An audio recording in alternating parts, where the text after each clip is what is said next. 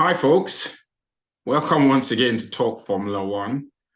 And as usual, with me today is OBJ. OBJ? Yeah, as usual. I was wondering, I was wondering why you always say as usual. Well, it could be somebody else. You never know. I Yeah, think maybe you about never time we know. You start never know. we start inviting some folks to kind of do a double act of some sort, and we see how it goes. Okay, Anyway, I'm glad to be here. right. Let's jump into it quickly. Spain and Barcelona. Ah, what were your I, comments re- I, on re- this as a whole? uh, it was. I don't want to sound like a broken record, but mixed emotions. I remember, was that not where Max had his maiden Yep, F1? 2016, if I'm not F, wrong, where the F, Mercedes took themselves out, but they yeah. took themselves down. and, and I think I tapped you on your shoulder and I said, "Dear Leslie." Yeah, yeah. I We mean, almost we almost missed that race because we just thought, well, what was the point? But that was the making of that was yeah, Max coming through. But yeah, it was a good race. I think qualifying was absolutely brilliant. I wish I could say that for both Mercedes. I mean, this is the second time this season, that George Russell hasn't made the top 10 shootout. And I have to say, what came to mind immediately, especially after the quality, was I was waiting for the flurry of comments to say it's absolutely useless. Perhaps he should give up the sport and take up fashion designing, or is he acting? You remember Grandpa Lewis? None of that happened, Dele, and I could only but wonder why we didn't have. And of course, he nearly took out his teammates. What was he thinking, George Russell? Those were my highlights. race quali incident, Mm. I would call it. Quali incident. Yes, it Mm. happened. It happened. It happens. It happens. Dele, listen, come on. Do He you drive a he car? he Do just you do you, he just accidentally didn't use his mirrors. Hey, it happens to even the best. And well, so you're telling me that you're a professional driver, top class. You intend to change lane and you didn't think to check your mirrors. well, it happens. That's all I'm saying. It happens. It I happens. won't call him an idiot, but I am tempted to call him an idiot. But there you go. Well, Mm. well, my highlights of qualies was the fact that it seems like Sergio did it all over again. Yes, he did. Yes, he did. Uh, and I guess what was a bit interesting to me was also the fact that Alonso didn't quite get his car as far up the No. grid as I would have expected in of all places, Spain. And this carried on into the race on Sunday. Yeah, well, um, Mm. he seemed to have had Maybe a good race pace, but what was also interesting was the fact that when he came up behind Stroll, he actually radioed out to seem to say he would hold station. Now, what's that all about? Is it about the fact that money makes, even um, people like Alonso, you know, you mean to sit say in money?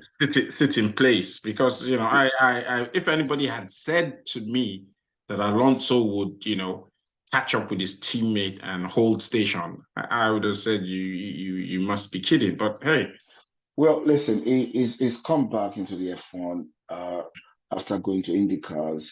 Still early days. Last year, we nearly almost wrote him off completely, wondering what Grandpa Alonso was doing back in F1. And then he started showing us some really strong performance in 23, 24.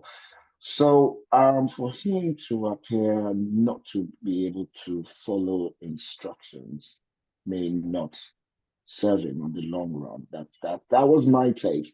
So whilst he's got all the money in the bank, and frankly speaking, he doesn't need a penny from anyone to have a really good life till he drops dead. He loves the sport, why he's back. So why does he want to go about upsetting, the general dynamics of the team? So it was a sensible thing, in my opinion, for him to have done, at least to demonstrate that he's a team player, as opposed to some team players that want to take out their teammates. Would you? Which one would you choose? So, well,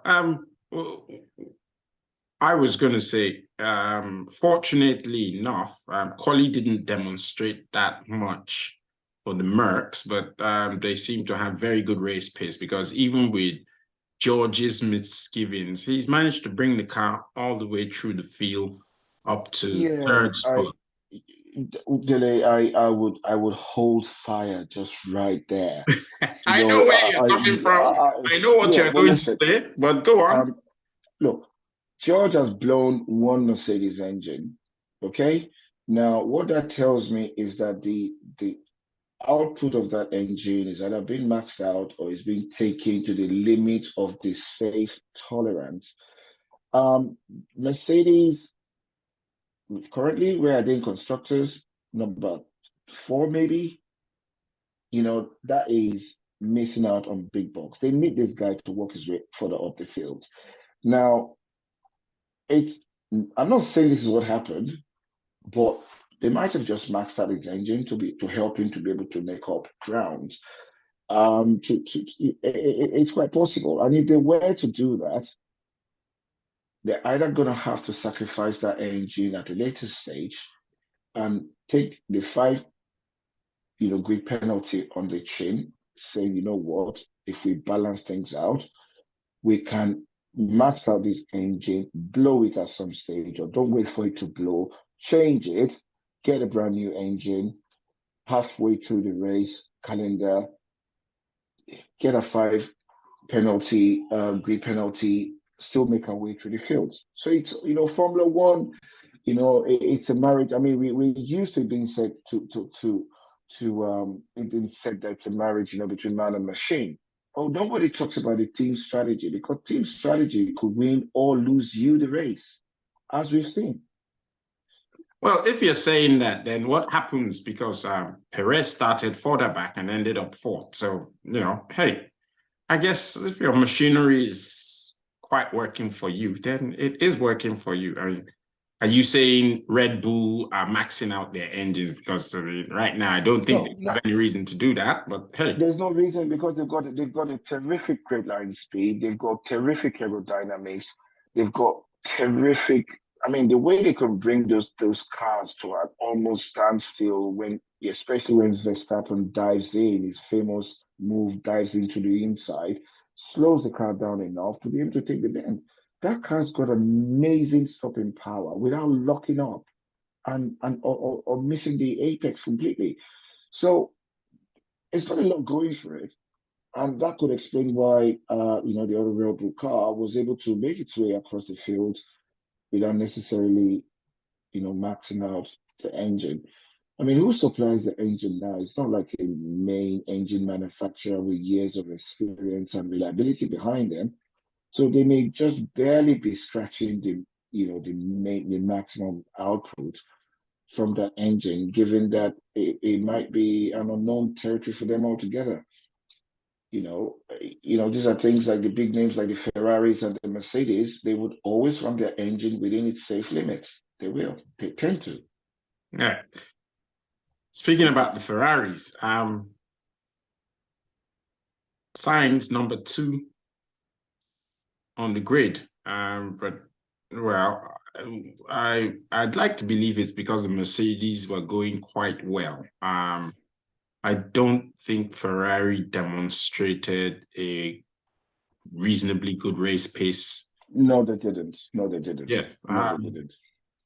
But for me, they were almost missing, as far as I was concerned, to be honest, Ferrari. Strangely enough, it seems like at some point in time, I was of the notion that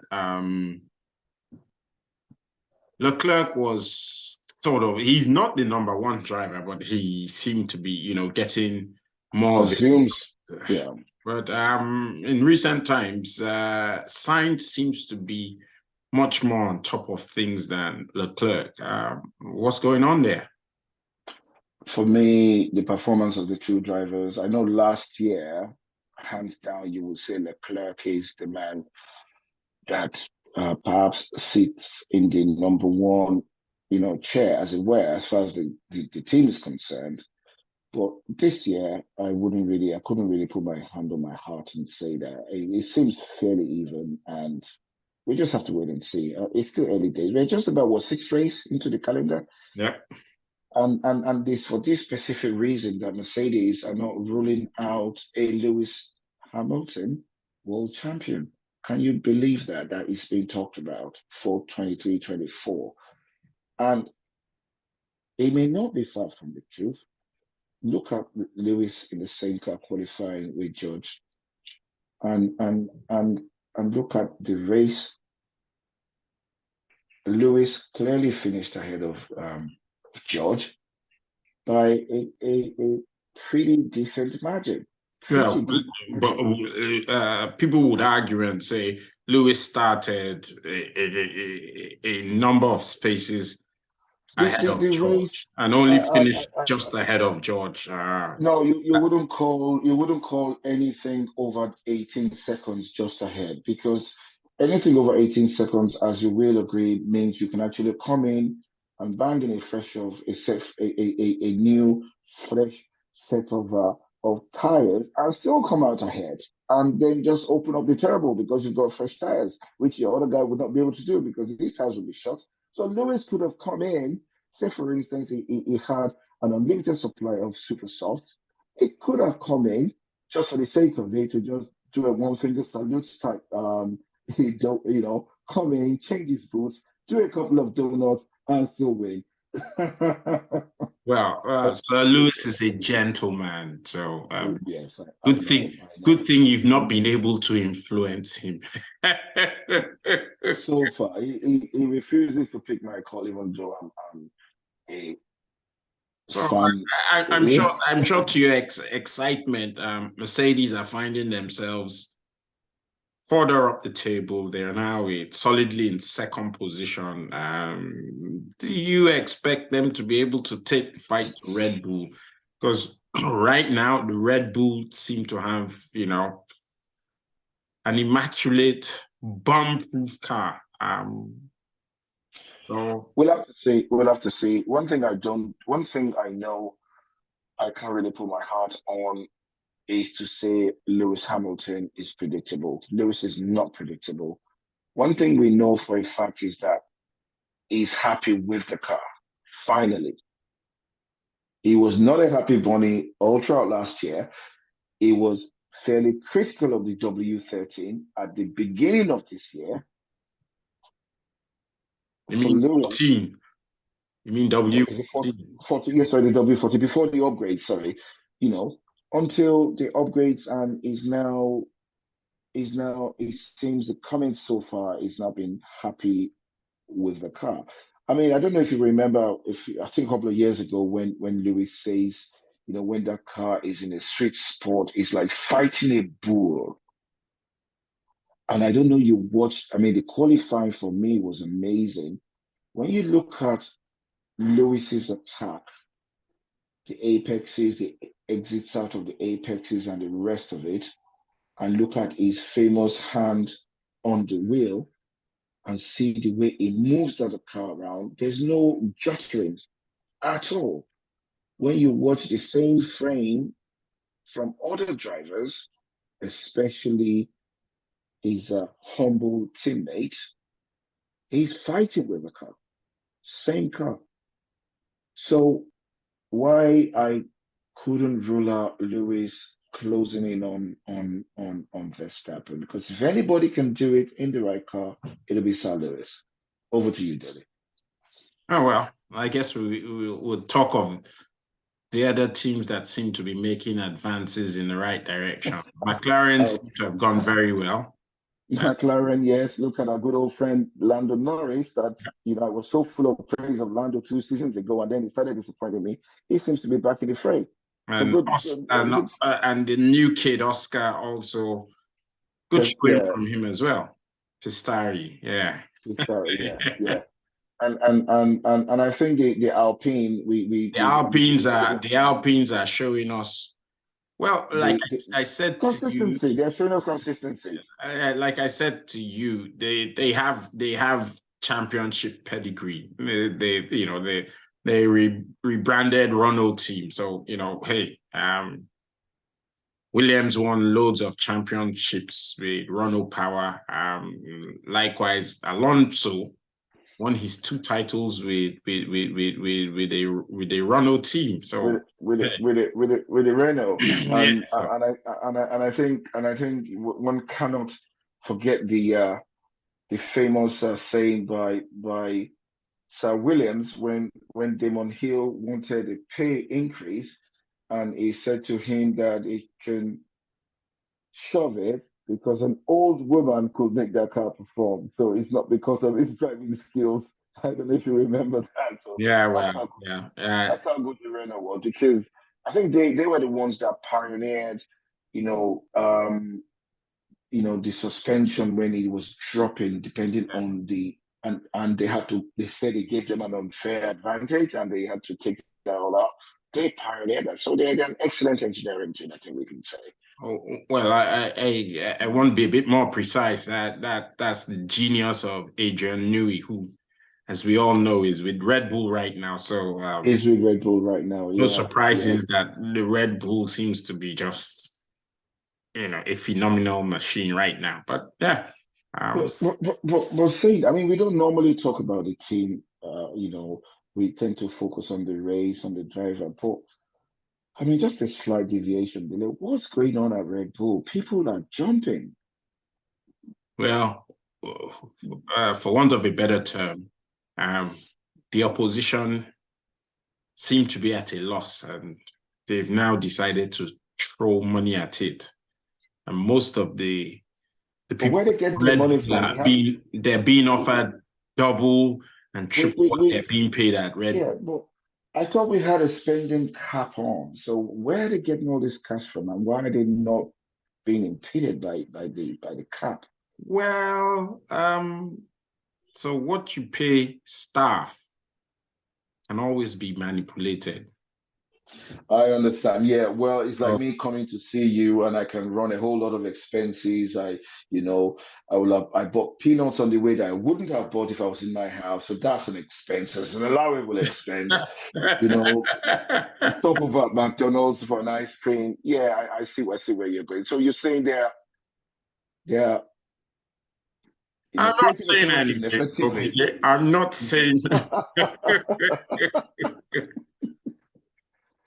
Well, I guess we've got Canada to look forward to. It's great that the Mercs are, showing some kind of improvement. They have some pace, yeah.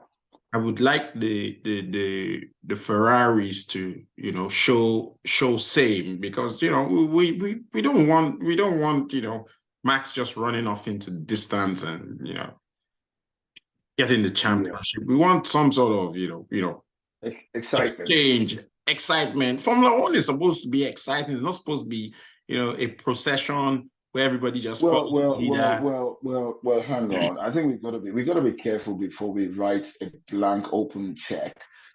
And I guess we don't need the kind of excitement that the likes of Nico Rosberg brought into the show by taking out their teammates and doing all sorts of things. We do not want to see that repeat itself. So hopefully that'll be the last time Mr. Russell would not check his mirrors before he decides to change lane. Yeah, well, it happens. It happens. I genuinely and honestly, I mean, Lewis was very gracious. What do you expect from that? That's typical of Sir Lewis. We'll just have to watch this space. If it was Michael Schumacher or a Senna, he would be having very strong words. after the race, All as right. you know, All pass the fist. Well, folks, Well, I guess this is where we will wrap it up for this week. One thing I would like to say, let's have your comments. Everybody seems to be quiet, you know. Let's have your comments. Let's know what you think. Don't just leave it to myself and OBJ to, you know, talk about these things. We'll welcome your comments. And on that note, I'll have to say, see you in Canada and take care. OBJ? yeah, see you in Canada, same race. And final thoughts for me is Mercedes 1-2 on the podium. Bring it on. See you in Canada.